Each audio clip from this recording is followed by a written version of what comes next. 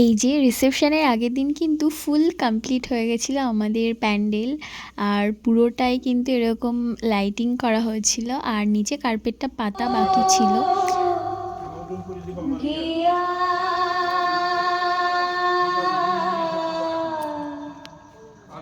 শ্রীকৃষ্ণ ছেড়ে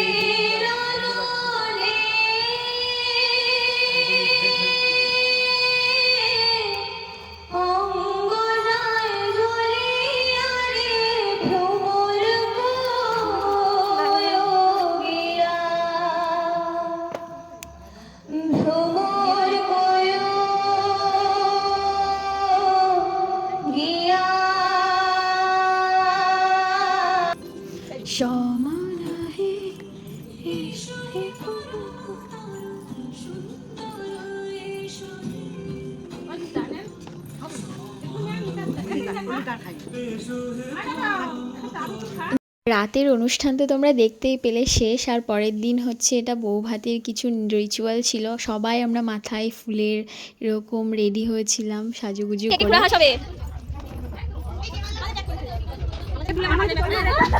আর এত আনন্দ হয়েছিল, এত মজা হয়েছিল, সবাই ভিডিও করছিল, আমিও ভিডিও করেছি।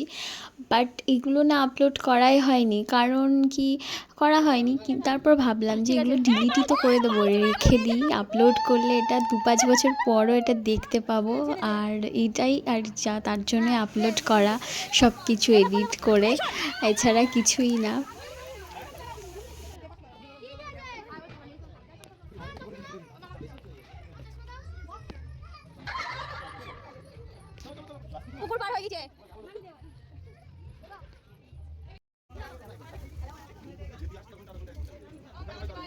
সবাই মিলে সব মিলিয়ে এত আনন্দ করেছি। কিন্তু একটা জিনিস কি জানো, বিয়েটা বেশ কয়েক মাসই আগে হয়েছে দাদার। সব কিছু আমি এত ল্যাদখোর কুড়ে যে আমি এডিট করিনি, তাই ভাবলাম এটা এডিট করে আপলোড করে রাখি, তাহলে 5 বছর পরও দেখতে পাবো।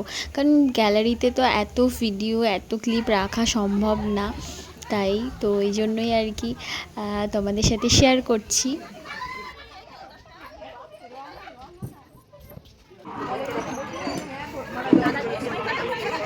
আর এই হচ্ছে কাদা খেলা, আমাদের সব থেকে আসল পার্ট।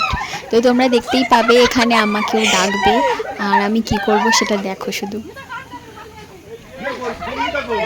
দেখতেই পেলে আমাকে ডাকলো, সঙ্গীতা কোথায়, আর আমি পালিয়ে পালিয়ে বেঁচে এসছি, তারপরে আমি ভূত হয়ে গেছি, বাঁচতে পারিনি।